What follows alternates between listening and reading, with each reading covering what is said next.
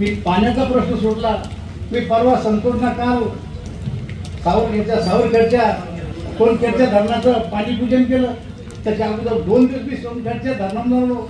खरंय काय सर, मी कोणीच नाही आता, सरपंच मी नाही गावचा, पण पट्ट्या जातो धान धान धान जातो लोक. त्याच्यामुळे माझी बातमी येणार ना, माझी बातमी का मी नाही गेलो, मी बातमी आली मग सांगा. पण माझी तुम्हाला हात जोडून विनंती की संतोषला बी तुम्हाला बी, संतोषना केलेले काम एका कागदावर आणा, कल्याण काळेना केलेले काम एका कागदावर आणा.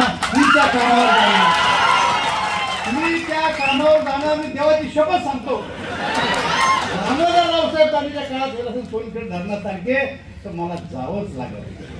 कारण मला अजून लोकसभा सांभाळायचा आहे. मी सोडणार नाही, पळवलं नाही, पटांनी सोडलं नाही. त्यामुळे तुम्ही चिंता करू नका, तुम्ही दोघेही माझ्यापेक्षा लहान.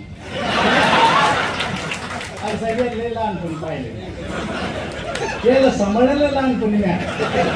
यांचे मामा माझे मामा एकाच गावचे, त्याच्यामुळं तुम्ही माझ्यापेक्षा लहान आहे. त्यामुळे बातमी संतोष म्हणला तर मी म्हणणार तुमच्या म्हणून टाकले बाप बाप होत आहे.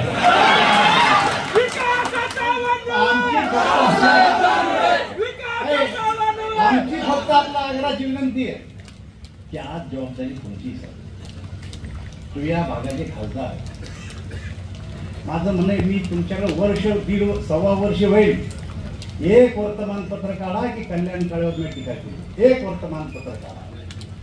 आणि मी जेव्हा निवडून आलो त्याच्या दुसऱ्या दिवशी प्रेस कॉन्फरन्स घेतली, सांगितलं की मी कल्याण काळेच्या विरोधात बोलणार नाही. खरं तुम्ही माझ्या विरोधात आहे, मी पण तुम्हाला एकदा पाळलं, तुम्ही मला पाळलं, राजकारण आहे.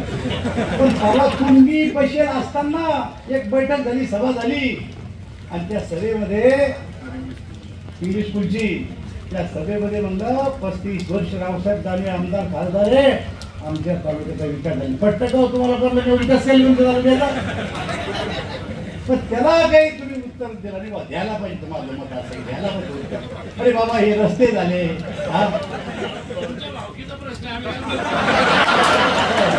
असं आहे. तुम्ही माय कोणीच नाही का, तुमची बायको माय नाच्यात नाहीये का, तुमचे मामा मी एका शाळेत होतो की नव्हतं, तुमच्या आईनं मला कडावर गेले निलाबाईना, तुमची मावशी कांड होती बाई, तिला मी सगळं खेळले. पाचवीला होतो मी तुझ्या शाळामध्ये. तेव्हा मी तुमचा पुण्य असं कसं म्हणता, भाऊबंद असतो, आपलं नातं लय जवळचं आहे. त्याच्यामुळे तुम्ही या गोष्टी मला कोणी बोलतो तुम्हाला चांगलं वाटतं तुम्ही खुशाल गुपचूप बसता, असं काही करू नका बाबा. मला सांगा राजा भाऊ, तुम्हाला कधी आठवलं मी टीका केली, तुम्ही तर काँग्रेसचे, ते बी काँग्रेसचे, मैंने टीका केली तुमच्याकडे. आणि तुम्हाला सांगतो नाही करणार अशा फालतू धंद्यात मी जाणार. अरे मला 35 वर्ष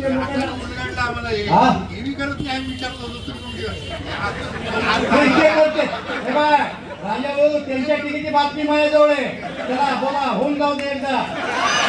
त्यांच्या टीकेची बातमी माझ्याजवळ आहे. अरे मी कसं आहे तुम्हाला माहिती आहे, त्याला बी माहिती आहे. मग आणि जरी ना घे मग, पण मी पाळतो की नाही खासदार असं नाही. खासदारावर मी काहीतरी वापरलं आणि माझ्या प्रोटोकॉल प्रमाणे मी जरी आज कोणीच नाही तरी मला जो दर्जा दिला, पक्षानं दिला, लोकांनी दिला, सरकारने दिला, त्या एकदा खाली जाऊन मी आता काही बोलणार नाही. लक्षात, खाली जाऊन बोलणार नाही. करीन टीका करण्याची भाजपची चांगली पद्धत राजा भाऊ. मी लहानपणी अटल बिहारी वाजपेयीचं भाषण ऐकायला ESTनं सोलापूरला गेलो. अटल बिहारी, मग काय आमदार व्हायचं होतं, मला खासदार व्हायचं होतं, मला काही नव्हतं व्हायचं, पण अटलजी आमच्या डोक्यात बसलं नाही. अटलजी म्हणजे एक या देशाचा महान पुरुष. रात्री अटलजी आले आंध्राहून, बावनकुळे साहेब, आणि आंध्राहून आल्याच्या नंतर त्यांनी भाषण केलं, अभी मैं आंध्रा से आया, वहाँ के लोगों ने मुझे शिकायत किया कि हमारे आंध्रा के मुख्यमंत्री टी अंजया रोज दिल्ली जाते हैं, रोज वापिस आते हैं. तो मैंने ऐसे एक सभा में बोल दिया ये टी अंजया मुख्यमंत्री है या कोई टपाल वाला है. तो दूसरे दिन टपाल वालों ने मेरे खिलाफ संप करा दिया कि हमारी गिनती टपाल वालों ने ऐसी जो करा दी. ही भाजपची टीका करण्याची पद्धत. मी टीका करीन तुमच्यावर, अशी करीन ना तुम्हालाही समजणार मी काय. त्यामुळे तुम्ही बेफिकर राहा. मी टीका करणार नाही. 5 वर्ष तुम्हाला मोकळे, तुम्हाला मी संतोषला मी मोकळे, पण मही बात काय तुम्ही भडभड नका करू. काय करा. बावनकुळे साहेब, मी एक दिवस शेतात गेलो, आमचे दोस्त मित्र होते, मक्का खायला लागलो आणि हात रुमाला फक्त असा असा हवा लागलो, साऱ्या चॅनलवर यायला. काय आमचा दोस्त अहमद मला भेटायला अर्जुन खोतकर आले आणि म्हणजे मला विधानसभेला मदत करा. तर त्यांची इच्छा होती बा पेपरला फोटो द्यायला. आम्ही दोघांचा फोटो निघला पाहिजे, फोटो काढ लागतो आमचा हमद्यामध्ये द्यायला लागला. आणि मग सर काय एवढंच मला साऱ्या पेपरात दिसून मला फोन लाचून मारले निवडून. आता मी करू काय, मला सांगा मी करू काय. या बातमीदाराला सांगा त्याला रावसाहेब दानवे करून माझ्याकडे मी पास झाले बाबा.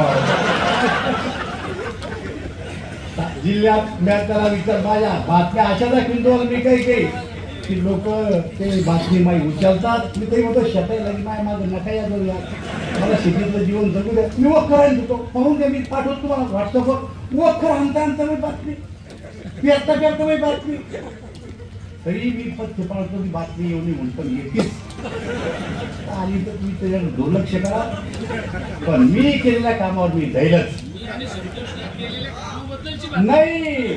मग कामाची यादी करा तू गमी. कल्याण काळे सांगा राव मला फोन करा, मग मी पाळीन.